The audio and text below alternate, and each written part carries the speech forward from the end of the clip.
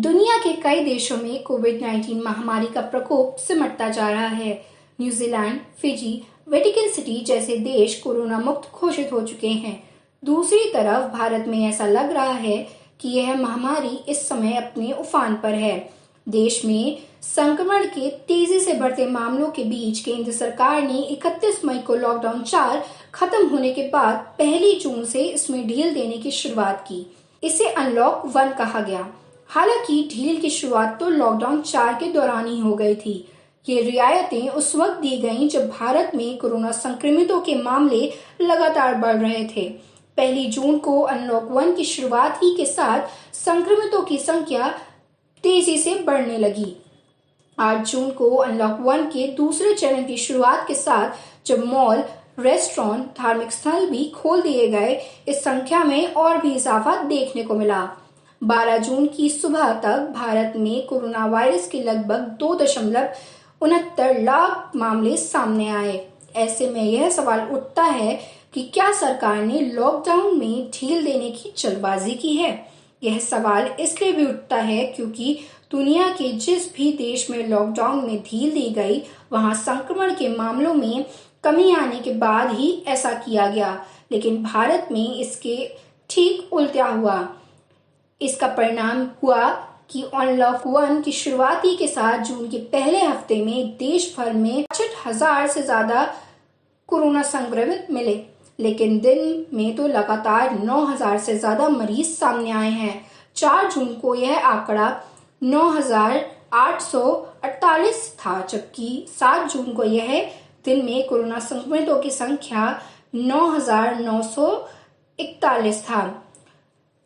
11 जून को यह आंकड़ा 10,000 को भी पार कर गया और दिन का रिकॉर्ड 10,995 था।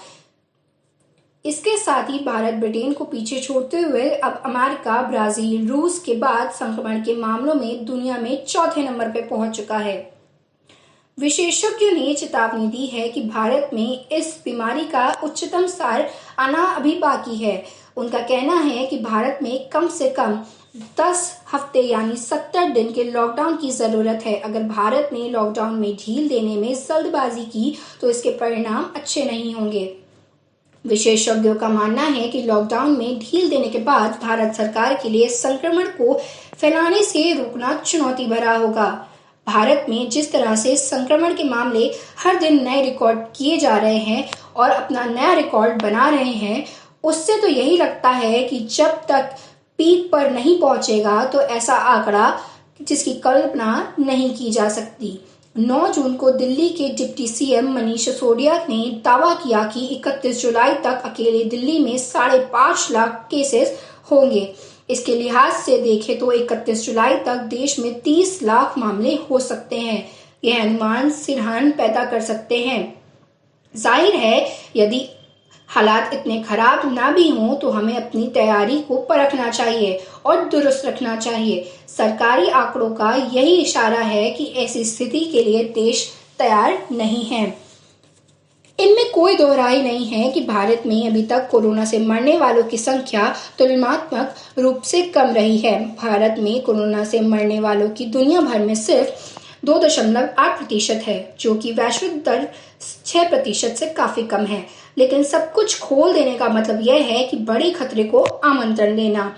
जर्मनी में कुछ जगहों पर पाबंदियों में ढील देने का परिणाम संक्रमण के नए मामले के रूप में सामने आ रहा है। भारत में ज्यादातर मामले 5 राज्यों महाराष्ट्र, तमिलनाडु, दिल्ली, गुजरात और मध्य प्रदेश में हैं। मुंबई और अहमदाबाद जैसे शहर इन संक्रमण से बुरी तरह प्रभावित हैं।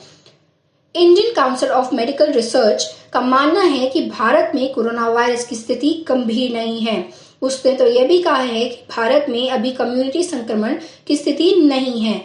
IMCR का कहना है, हम कोरोना वायरस से होने वाली मौतों को लेकर चिंतित हैं।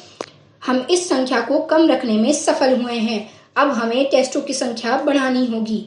भारत में इस समय रोजाना लगभग 1.3 लाख टेस्ट हो रहे हैं। 11 जून को रिकॉर्ड 1.5 लाख टेस्ट किए गए हैं। दूसरी तरफ शहरों में, गांवों में और कस्बों में लौट रहे प्रवासी मजदूरों के कारण ग्रामीण इलाकों में संक्रमण के मामले बढ़ने की खबर आ रही है। ग्रामीण इलाकों में स्वास्थ्य सेवाएं और अच्छी नहीं हैं, इसलिए वहां पर खास तौर पर ध्यान देना होगा।